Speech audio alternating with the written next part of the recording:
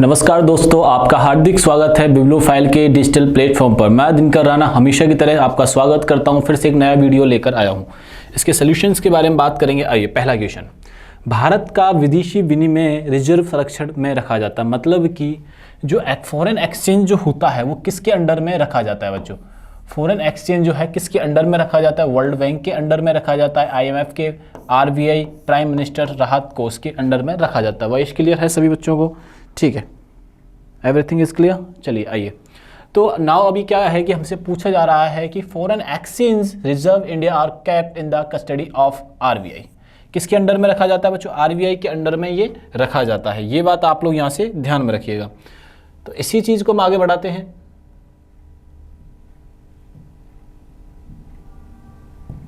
आ जाइए, ठीक है, इस चीज को हम आगे बढ़ाते हैं और देखते हैं क्या है RBI। RBI की जो स्थापना होती है 1934 एक्ट के अनुसार होती है। कौन सा एक्ट होता है? 1934। लेकिन एस्टेब्लिशमेंट जो होता है बच्चों कब होता है? 1935 में हो जाता है। ठीक है, इसका जो हेडक्वार्टर होता है 1935 के अंदर हेडक्वार्टर होता है कोलकाता। हेडक्वार्टर कौन सा होता है? कोलकाता। और इसके जो गवर्नर साहब होते हैं स्मिथ होते हैं। गवर्नर कौन होते हैं? स्मिथ। ठीक है, फर्स्ट गवर्नर थे। लेकिन first Indian governor CD Deshmukh. First Indian governor की बात की जाए तो कौन थे बच्चों? फर्स्ट इंडियन गवर्नर थे CD देशमुख साहब। CD देशमुख, ये बात आप लोग यहां से ध्यान रखना। 1937 में इसका हेडक्वार्टर चेंज किया जाता है। 1937 में क्या किया जाता है बच्चों? इसका हेडक्वार्टर चेंज किया जाता है। हेडक्वार्टर चेंज किया जाता है और कोलकाता से मुंबई ले जाया जाता है। कोलकाता से कहाँ ले जाया जाता है? मुंबई ले जाया जाता है। मतलब कहाँ चेंज कर दिया? अभी वर्तमान की बात की जाए, प्रेजेंट में कहाँ पर है? तो ये मुंबई में है। प्रेजेंट में हेडक्वार्टर कहाँ पे है बच्चों? मुंबई में है। ये बात आप लोग यहाँ से ध्यान रखिए। बात क्लियर हुई कि नहीं हुई? इसका जो नेशनलाइजेशन किया जाता है यानी कि राष्ट्रीयकरण जो किया जाता है 1949 को किया जाता है। राष्ट्रीयकरण कब किया जाता है बच्चों? 1949 में किया जाता है राष्ट्रीयकरण RBI का। यह सभी RBI सभी कॉमर्शियल बैंक यानी कि वाणिज्यिक बैंक, कॉमर्शियल यानी कि वाणिज्यिक बैंकों पर निगरानी करता है। वाणिज्यिक बैंकों पर निगरानी करता है। ये बात आप लोग यहाँ से ध्यान रखना। RBI सभी कॉमर्शियल यानी वाणिज्यिक बैंकों पर क्या करता है? निगरानी करता है। नोट छापने का काम करता है। नोट यानी कि करेंसी, नोट यानी कि करेंसी छापने का कार्य करता है। छापने का कार्य करता है। ये बात ध्यान रखना RBI की। तो RBI की फुल फॉर्म क्या होती है? Reserve bank of India. Reserve bank of India. Agriculture and rural bank कौन सा है बच्चों? एग्रीकल्चर एंड रूरल बैंक कौन सा है? आप यहां से याद रखिएगा। एग्रीकल्चर एंड रूरल बैंक है नाबार्ड। और नाबार्ड की जो स्थापना होती है, नाबार्ड की स्थापना होती है 1982 में। भारत का सबसे बड़ा सार्वजनिक बैंक, भारत का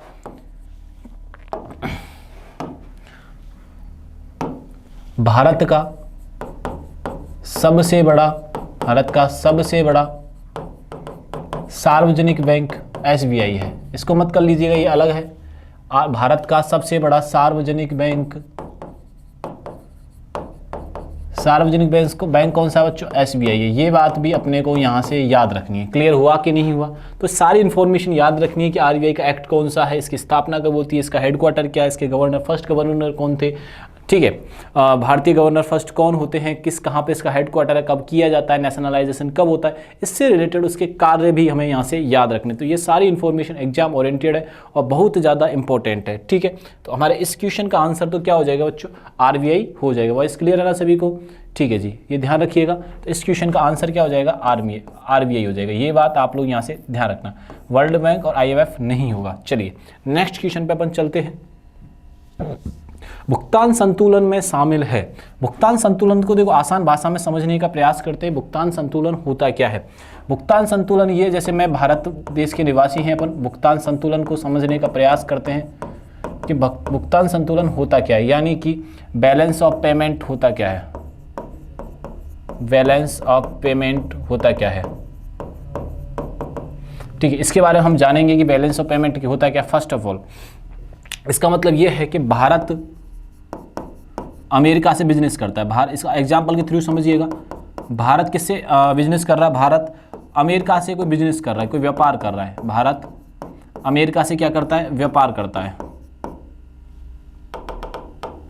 भारत अमेरिका से व्यापार करता है,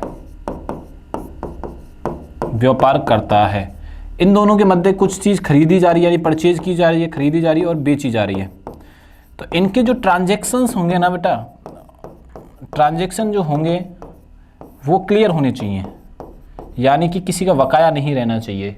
बात आसान भाषा में, भुगतान का मतलब है किसी से पैसा लिया और टाइम से हमें उसका पेमेंट किया। वो किसी भी रूप में हो सकता है, ठीक है, विजिबल ट्रेड में हो सकता है, इनविजिबल ट्रेड में हो सकता है, डेप्ट में हो सकता है। तो हमारा आंसर क्या हो जाएगा, ऑल ऑफ दीज, सारे के सारे बैलेंस ऑफ पेमेंट का पार्ट होता है कि हमें किसी व्यक्ति को पेमेंट करना है, कैसे भी किसी भी माध्यम से कीजिए, हमें पेमेंट करना है, भुगतान बनाए रखना है, क्योंकि हमें उसके साथ आगे भी कार्य करना है।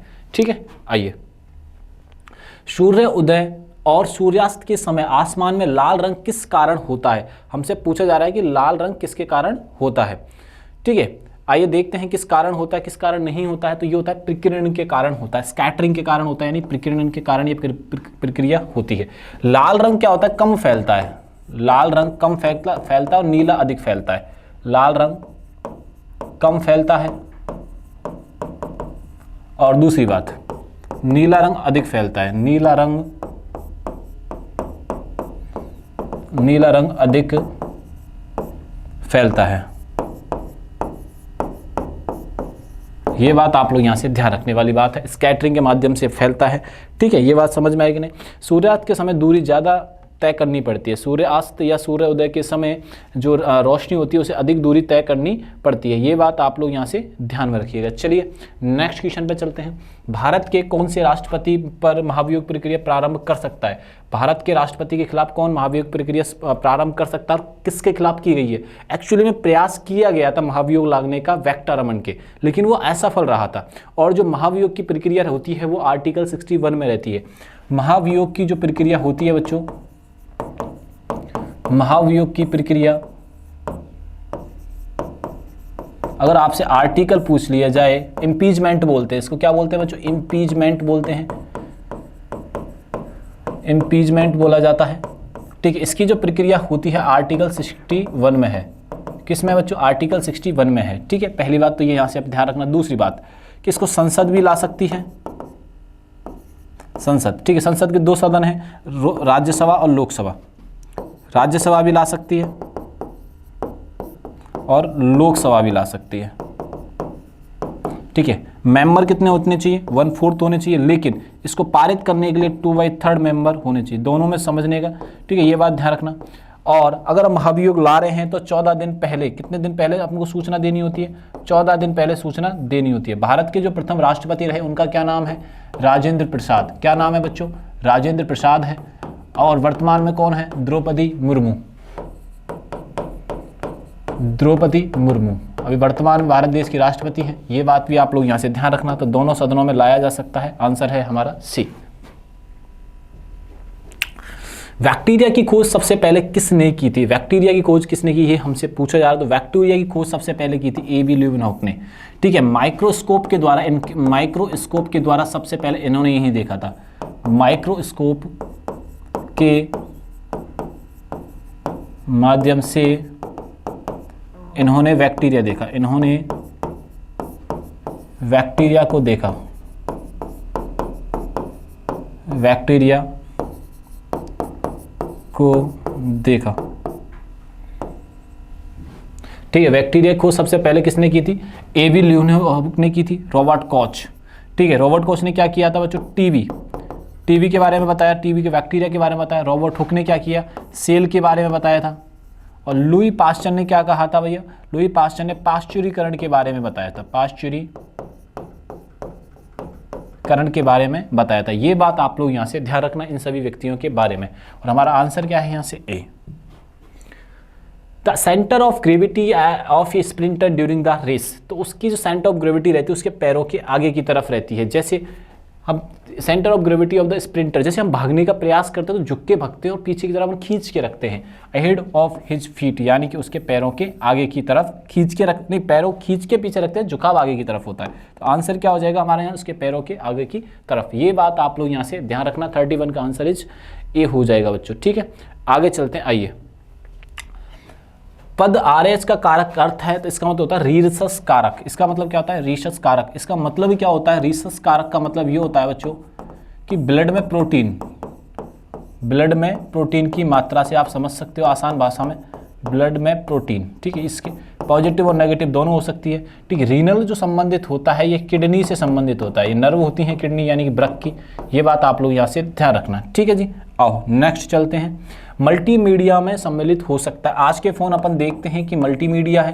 ठीक है बच्चों, और मल्टीमीडिया में क्या ध्यान रखना है कि मल्टीमीडिया किस से संबंधित होता है, न्यूमेरिक, टेक्स्ट, पिक्चर डाटा से, ग्राफिक्स, एनिमेशन, वीडियो, म्यूजिक और आवाज़, केवल न्यूमेरिक टाइप डाटा से, उपरोक्त में से कोई नहीं। तो ज़्यादातर आंसर ज़्यादा बढ़िया और ज़्यादा सही आंसर है ग्राफिक, एनिमेशन, वीडियो, म्यूजिक और आवाज़ से ये संबंधित बच्चों होता है। ये बात आप लोग यहाँ से ध्यान में रखिएगा। चलिए नेक्स्ट क्वेश्चन पे अपन चलते हैं। एक कार्बन क्रेडिट समतुल्य है 1000 kg CO2 के, किसके समतुल्य है, 1000 kg CO2 के ये समतुल्य रहता है। चलिए नेक्स्ट क्वेश्चन पे चलते हैं। Which uranium isotope is used in nuclear power plant to produce electricity, U235। कौन सा यूज किया जाता है, U235 यानी कि U235 का यूज किया जाता है। ये बात आप लोग यहाँ से ध्यान रखना, बहुत इंपॉर्टेंट क्वेश्चन है ये। ठीक है जी, आइए नेक्स्ट क्वेश्चन पे चलें। आइए आगे चलते हैं। निम्नलिखित में से कौन सा पॉलीमर नहीं है, नाइलॉन, टेफ्लॉन और पॉलिस्टाइन, तीनों को तीनों पॉलीमर है। कैप्रोलेप्टम नहीं है बच्चों, ये क्या नहीं है, ये अपना क्या नहीं है, पॉलीमर नहीं है। अंतर्राष्ट्रीय अहिंसा दिवस कब मनाया जाता है, तो अंतर्राष्ट्रीय अहिंसा दिवस मनाया जाता है 2 दिसंबर को। कब मनाया जाता है, 2 दिसंबर को मनाया जाता है। ये बात आप लोग ध्यान रखना। 10 दिसंबर को मनाया जाता है मानव अधिकार दिवस, मानव अधिकार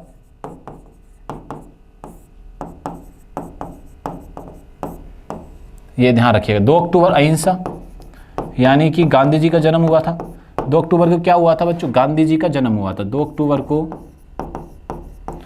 अक्टूबर 1869 को गांधी जी का जन्म होता है पोरबंदर में, गुजरात में है। महात्मा गांधी का जन्म होता है, महात्मा गांधी का जन्म हुआ था। ये बात आप लोग यहाँ से ध्यान रखिएगा। तो आंसर क्या हो जाएगा यहाँ से, हमारा सी आंसर हो जाएगा। वायुप्रद स्वतंत्रता सेनानी, समाज सुधारक और नारीवादी सावित्रीबाई फुले भारत के निम्नलिखित किस राज्य से आती हैं, तो ये आती हैं महाराष्ट्र से, महाराष्ट्र के पुणे से आती हैं। ठीक है, कि भारत की वायुप्रद वृद्धा स्वतंत्रता सेनानी, समाज सुधारक, नारीवादी सावित्रीबाई फुले। सावित्रीबाई फुले भारत की प्रथम शिक्षिका थी। भारत की क्या थी बच्चों, भारत की प्रथम शिक्षिका थी। ये बात आप लोग यहाँ से ध्यान रखना, भारत की प्रथम शिक्षिका थी। ठीक है, इनके हस्बैंड की बुक का नाम है गुलामगिरी, और आपको नाम बताना है कि इनके पति का नाम क्या था। मैंने बुक का नाम बताया, पहले क्या होता था कि व्यक्ति का नाम बता देता था और बुक का नाम पूछ लिया जाता था। अब मैंने उल्टा पूछा है कि गुलामगिरी जो पुस्तक है वो किसके द्वारा लिखी गई है। विजयनगर की राजधानी प्राचीन शहर हम्पी के खंडर किस वर्तमान भारतीय राज्य में स्थित है।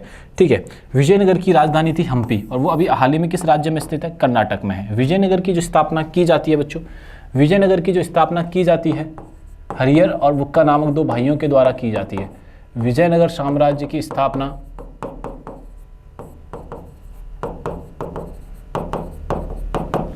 स्थापना हरियर और बुक्का के द्वारा की जाती है।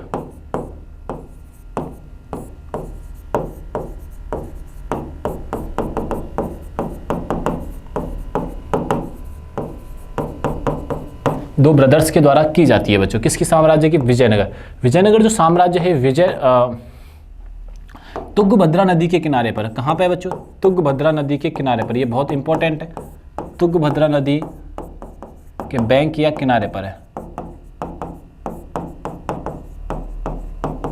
ये बात अपने को यहाँ से याद रखें। दूसरी बात, ठीक है, तुंगभद्रा नदी के किनारे पर, और हम्पी इसकी राजधानी, राजधानी यानी कैपिटल क्या है बच्चों इसकी राजधानी, तो राजधानी जो है वो है हम्पी। हम्पी इसकी राजधानी है। और हम्पी अभी कहाँ स्थित है? हम्पी अभी कर्नाटक राज्य में स्थित है। हम्पी कहाँ पे है? कर्नाटक राज्य में ये स्थित है और यूनेस्को में भी ये शामिल है, कर्नाटका में स्थित है, ठीक है। और यूनेस्को में इसे शामिल किया जा चुका है। कहाँ शामिल किया जा चुका है उस बच्चों? इसको यूनेस्को में शामिल किया जा चुका है। हरिहर और बुक्कर संगम राजवंश से संगम थे, संगम से संबंधित थे ये बात भी आपको यहाँ से ध्यान रखिए, ठीक है जी। चले अब आगे वाले क्वेश्चन पे बताइए आप लोग। चलिए सर आगे वाले क्वेश्चन पे अपन चलते हैं। इस क्वेश्चन का जो आंसर हो जाएगा वो क्या हो जाएगा? कर्नाटका। बात समझ में आई कि नहीं है? इतनी आसान बात है, ठीक है जी। आइए नेक्स्ट क्वेश्चन पे चलते हैं अपन। निम्नलिखित में से कौन सी पुस्तक सलमान रुश्दी द्वारा नहीं लिखित? वो पुस्तक का नाम है an area of darkness. An area of darkness ये वी.एस. नॉयपॉल के द्वारा लिखी गई थी। वी.एस. नॉयपॉल या नायपाल के द्वारा, ठीक है। बाकी जो पुस्तक लिखी गई हैं वो लिखी गई हैं सलमान रुश्दी के साहब के द्वारा। ये बात आप लोग यहाँ से ध्यान रखिएगा। पर्यटक स्थल अरुक्की घाटी दक्षिण भारत के निम्नलिखित किस शहर में स्थित है? तो ये विशाखापट्टनम में स्थित है बच्चों। ये कहाँ पे स्थित है? विशाखापट्टनम। और विशाखापट्टनम कहाँ है? आंध्र प्रदेश में। ये बात आप लोग यहाँ से ध्यान में रखिएगा। लगभग 600 वर्षों तक परित्यक्त रहने के बाद सांची की खोज किस वर्ष की गई थी? तो किस वर्ष की गई थी बच्चों? ये खोज की गई थी 1818 में। कब की गई थी बच्चों? 1818 में की गई थी ब्रिटिश अधिकारी टेलर के द्वारा। कब खोज की गई थी सांची की? तो सांची की जो खोज की जाती है 1818 में की जाती है, ठीक है। ब्रिटिश एक अधिकारी होता है जिनका नाम होता है टेलर। ब्रिटिश अधिकारी टेलर होता है। ये बात आप लोग यहाँ से ध्यान रखिएगा। बात समझ में आई कि नहीं है? लगभग 600 वर्ष तक परित्यक्त रहने के बाद सांची की खोज की 1818 में। ये बात आप लोग ध्यान रखना। सांची कहाँ पे है बच्चों? एमपी राज्य में है, ठीक है। चलिए नेक्स्ट क्वेश्चन पे अपन चलते हैं। सर थॉमस रो इंग्लैंड के किंग जेम्स फर्स्ट के आधिकारिक राजदूत के रूप में किस मुगल सम्राट के दरबार में आए थे?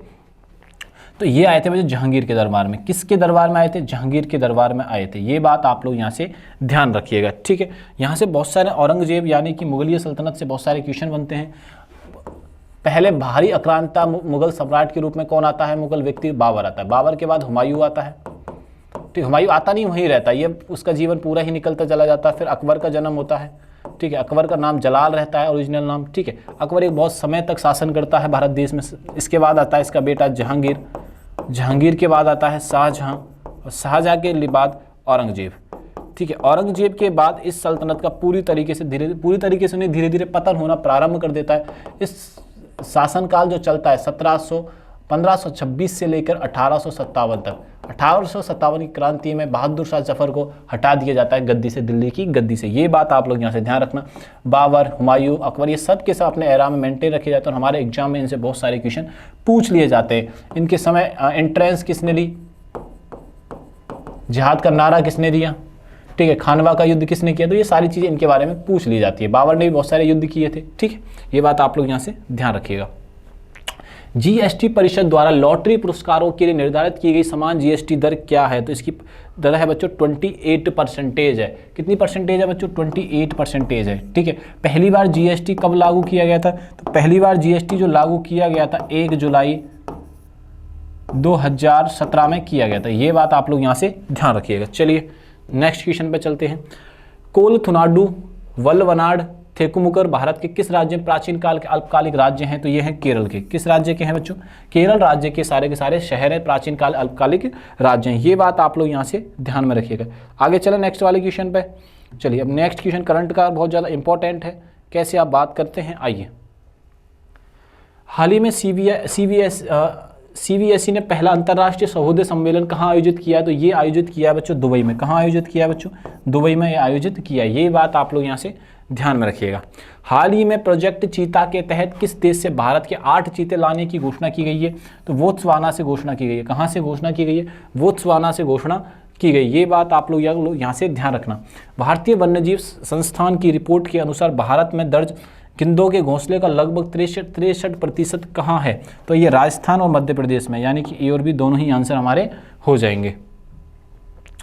चले आगे क्वेश्चन पे चलते हैं। हाल ही में एनर्जी इफिशियंसी सर्विसेज लिमिटेड ने भारत की सबसे बड़ी भूतापीय ऊर्जा परियोजना कहाँ स्थापित करने की घोषणा की है बच्चों? तो कहाँ की है? फटाफट से जल्दी आंसर करो कि कोई क्वेश्चन इतना आसान है लेकिन हम लोग क्या करते हैं, आंसर नहीं करते। तो आंध्र प्रदेश में इसकी स्थापना की गई है। कहाँ पे स्थापना की गई है बच्चों?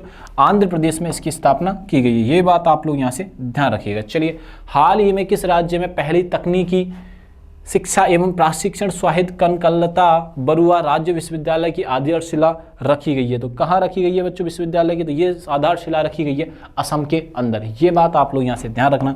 ऐसे करके हमने 25 क्वेश्चंस का सॉल्यूशन किया बच्चों। वीडियो अच्छा लगे तो दोस्तों को शेयर जरूर करिएगा बच्चों, और चैनल को सब्सक्राइब करना नहीं भूलना है। तब तक के लिए थैंक यू, धन्यवाद।